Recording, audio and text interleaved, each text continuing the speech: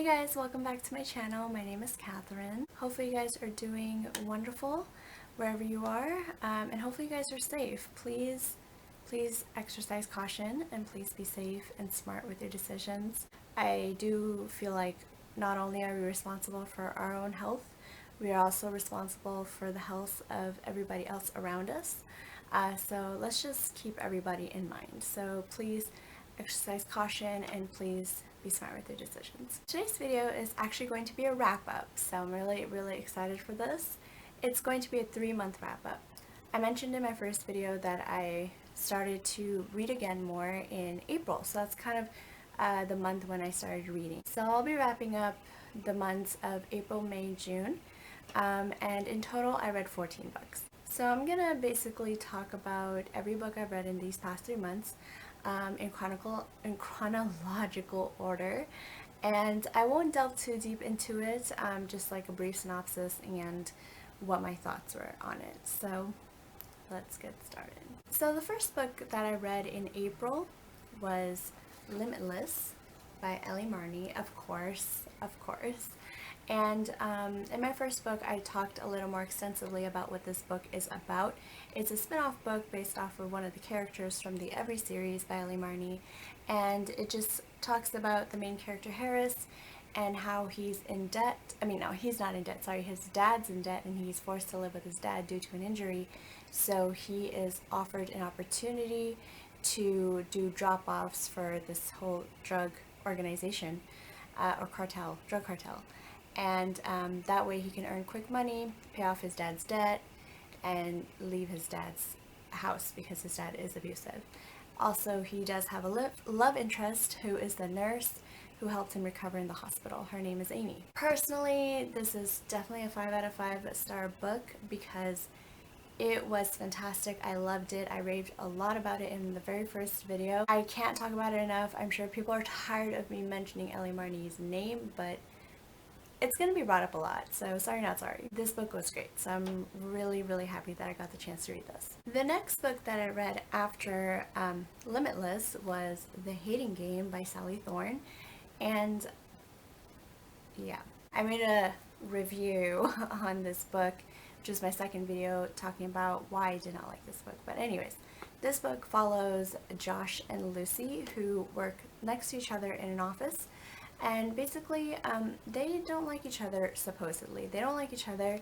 They always try to one-up each other. And then there comes this opportunity where they get promoted and only one position is available.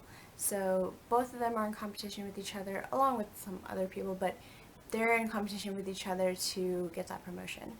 Along the way, they also start to develop feelings for each other, so these intense feelings of hate become something else. I was not a fan of Lucy's character at all, and Josh was just too unrealistic for me to even like. Honestly, me giving it a 2 star is too generous. My experience with it was totally a 1 star. I would give it 2 stars because there were moments in the book that were kind of funny, like some of the banter, some of the sarcasm they had going back and forth. I think it was kind of funny, so I think it deserves a 2 star, at least in my opinion.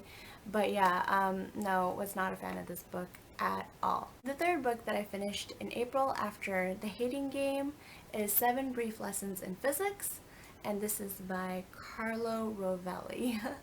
And this is a very small short book. It's nonfiction. I actually read this book for fun in college because I worked at a bookstore, and it just caught my interest because I really do enjoy learning and researching theoretical physics. I love it so much. And this book does talk about that and some scientific discoveries and some scientists and etc. and their contributions to physics in general, but I feel like it does touch a lot on theoretical physics, and so that's why I was interested. When I was in college and I read it, I didn't get to finish it, so years later I just decided to buy it again and finish reading it. I gave this a 3.5 star rating. It was really good, I would say. You definitely don't need to have a lot of background knowledge in physics or of any kind in order to understand. I do feel like it's digestible to anyone who reads it. It's not heavy on equations. It doesn't throw out complex terminology either, so it's very digestible, I would say. And there are moments where Carlo Rovelli writes very lyrically, very poetic almost, and I did enjoy reading that, so I would say this was pretty good. After that, I read The Dark Days Club by Alison Goodman. Yes, Alison Goodman. I always forget the author's name, I don't even know why. This is the first book in the Lady Helen series. I have the other two books, and I'm hoping to get to them in the next 3 months. Historical fiction of any kind is something I don't gravitate towards in general. I have no hate against it or dislike, it's just something I don't gravitate towards. I don't really have a huge interest in it. And this book does take place in the 1820s. This is one of the handful historical fictions that I've picked up. This book is about Lady Helen, who is very scrutinized by members of society and her own family. And she's scrutinized because her mom was a traitor to her country, and they think that the mom just went mad, crazy, and that's why she betrayed the country, and that Helen inherited that crazy gene and that she's going to betray the country too. She gets noticed that one of her maids go missing, and she starts to investigate a little further into it, and that's when she meets Lord Carlston. And he's this mysterious guy. They have a lot of like sarcasm and banter going back and forth, which is pretty cool too. But basically he introduces her to the Dark Days Club and shows her this whole new world that she had no idea of. Lady Helen finds out that she has these abilities to be able to recognize demons in human form. Lord Carlston is the one who helps hone those skills a little bit more, and she also learns how and why her maid was missing, basically. I believe I gave this 3.5 stars. It wasn't bad. I would say the first half of the book was slow. There was a lot of definitely just building up to the action and stuff like that. Once you get basically halfway into the book, then the action does pick up, and things become a little more interesting and intense. First half of the book, I was definitely losing focus, but once I hit that like halfway point basically in the book, that's when things got way more interesting and the pace began to pick up. So now I'm super excited to read the second and third book of the series, so I can't wait till I get to them. Now I'll get to the books that I've read in May, starting off with It's Kind of a Funny Story by Ned Vizzini. This book was wonderful. Basically we follow our main character Craig, who gets into this great, really high achieving type of high school where basically everyone is groomed for success. And once he gets into it, which is what he spent all of his time doing, is studying and trying to get into this high school, once he gets into it, he starts to fall into a depression. One day he decides that he wanted to take his life, but instead of taking his life, he checks himself into a hospital. And then he gets evaluated and they admit him into a psych ward. And that's where he meets some very interesting characters. Interesting in the sense that they have all taught him something, and they brought him closer to himself than he's ever felt before. A lot of this book is Craig's days in the psych ward and his interactions with all these characters and how they have shaped his life and how they shaped his viewpoint. This book was a 4-star read for me. Really, really good. I think the way depression was handled was really well. Ned Vizzini did a great job. But also there was humor in here. So it also felt not too dark. It didn't feel too heavy. It still had some of that light-hearted feel to it, even though it was talking about a topic like depression. So I really did like that. I also did some research on Ned Vizzini prior to reading this, and he's not here with us. He did take his own life, but I learned that he wrote this book after spending some time in the psych ward himself. So it's interesting kind of reading that, because I feel like you really get a sense of the author himself when you read this book.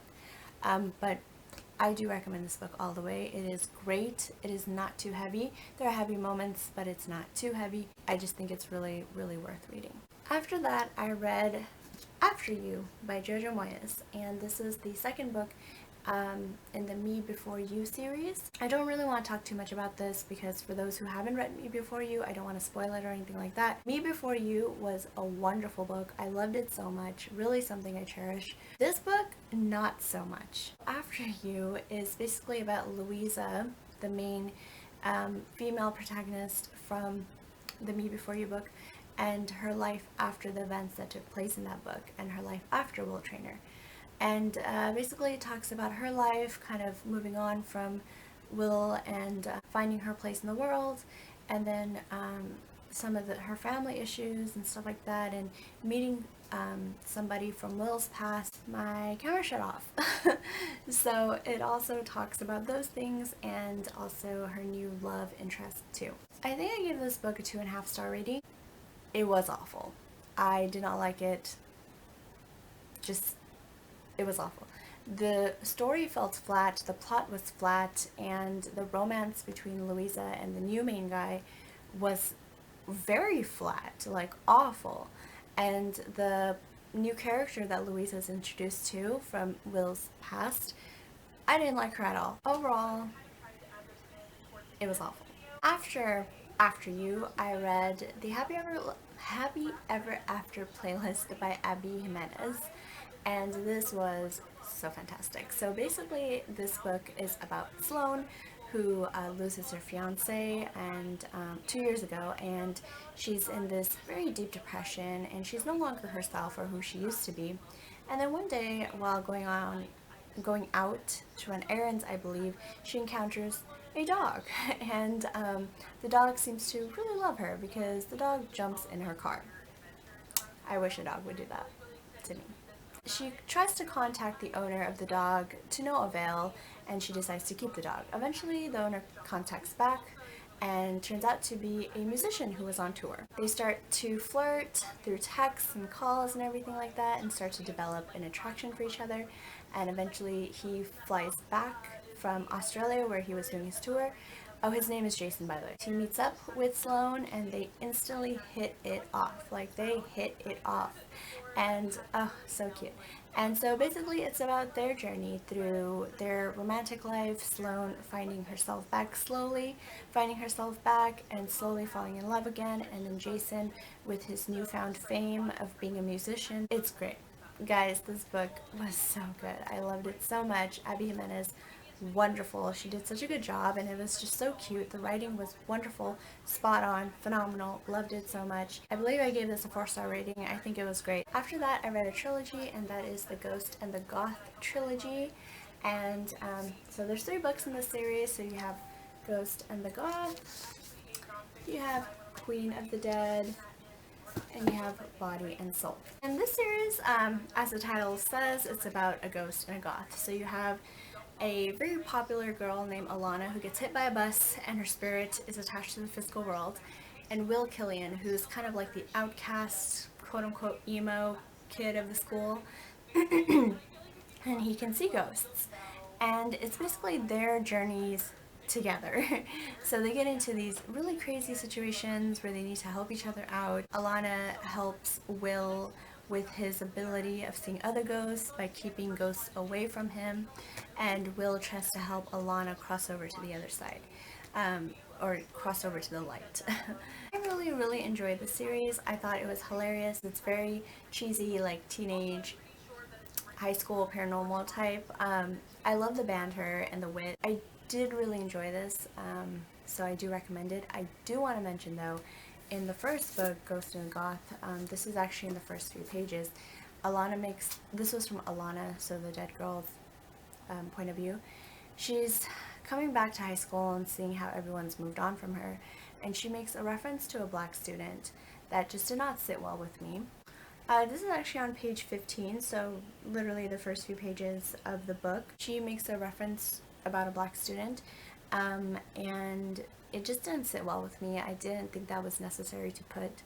I don't want to say what she said exactly because I don't want to spoil anything, but if you get to page 15, paragraph 2, in the middle part, you'll know what I'm talking about. Thankfully, that is the only part in this whole series where this kind of reference was made, and the rest of the series isn't. Aside from that one part in the first book, I enjoyed the rest of the books in the series, and I do recommend picking it up if you're looking for something just super chill and lighthearted. So after that trilogy, I read Raw Blue by Kirsty Eager, and this is an Australian book. This was a hard read for me, but basically this book is about Carly, and she was a victim of sexual assault at a party where she was drunk and she was taken advantage of by, I think, like 2 or 3 men. It's basically her thoughts and feelings after that, and how she has trust issues with guys, and how she has a very dysfunctional relationship with her very toxic family,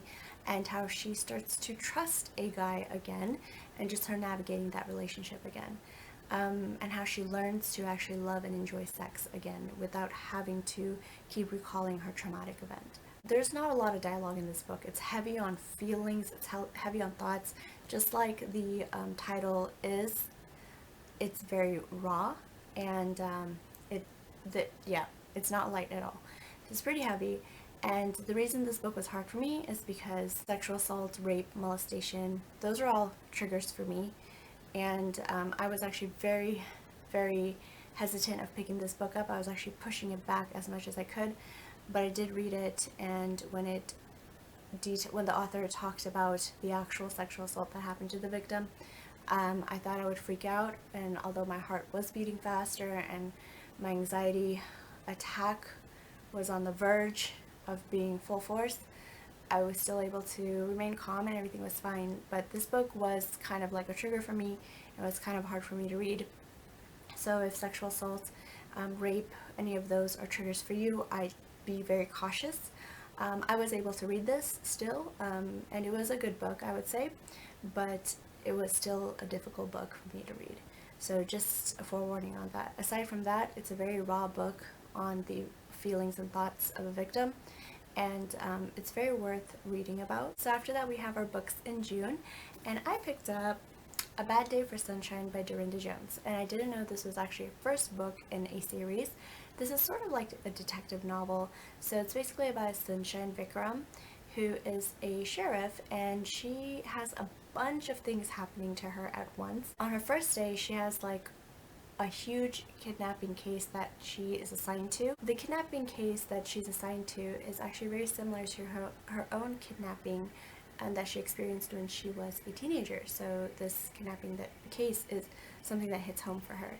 But along with that, she has so many other things to deal with, like an old flame showing up again, dealing with her teenage daughter who's attending a new school, dealing with her very loving parents, and just kind of dealing with her new role as sheriff in town. Overall, I gave this book a 3.5 stars. I was really excited to read it, and I feel like I just had very high expectations, and we know what happens when you just have very high expectations. But I did enjoy the book. It's very light, hilarious, good, and there were some scenes that just threw me off, and I was like, this is weird. I loved the family support that she has. I love books where the main characters have a good, strong support system.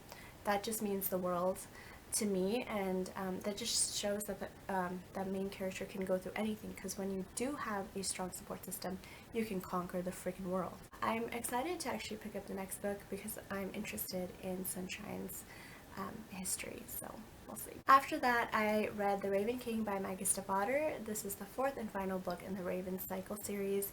I'm just happy I'm done with the series. I did not like it at all. I won't talk too much about this book because it is a sequel, and so I don't want to spoil anything, but I am planning to make a review about the whole series and as to why I did not like it. I don't know what star rating I gave it. I think like 2, maybe 3, no, I think 2.5, because I did enjoy some moments between certain characters, but this whole book just, it was not it for me. So after The Raven King, I read Department of Speculation by Jenny Whoville, I think that's her name. Another short book. To be honest, the synopsis doesn't give much. You kind of have to read it to figure out what it's about. Basically, you have the main character. She brings you on a journey of her life, her marriage, and her motherhood. And it's very quick, like it's very fast-paced. You get a glimpse into her life. It's just kind of like talking about a marriage falling apart, getting back together. You have to read to find out. It's interesting. I'd say it's interesting seeing the way she describes her marriage. The POVs change, so it goes from first person to third person, and that change happens when the wife and the husband start to become distant. So I feel like the author creates a distance between the character and the audience too by changing the POVs. So that was pretty cool. So yeah, I definitely think you guys should pick it up, but I mean, I enjoyed it, but I also was just trying to get through it, so there's that too. And last but not least, I did want to talk about what I'm currently reading, and that is The Night Circus by Erin Morgenstern. Really wonderful book. I love it so much. I am so happy that I picked this up, and I just can't wait till I read more of it. I'm just so enchanted and enamored by her writing. Like, that's what's keeping me going. And there's not a lot of authors that can do that for me, so this was awesome. So that's it for my video, guys. Thank you so much for joining me. If you've read any of these books below, please let me know what your thoughts on it were, and if there's any books you recommend, please let me know too. I would love to read recommendations. But in that, hopefully you're having a wonderful day, evening, morning, afternoon, wherever you are, whatever you're doing, and I'll see you next time. Bye.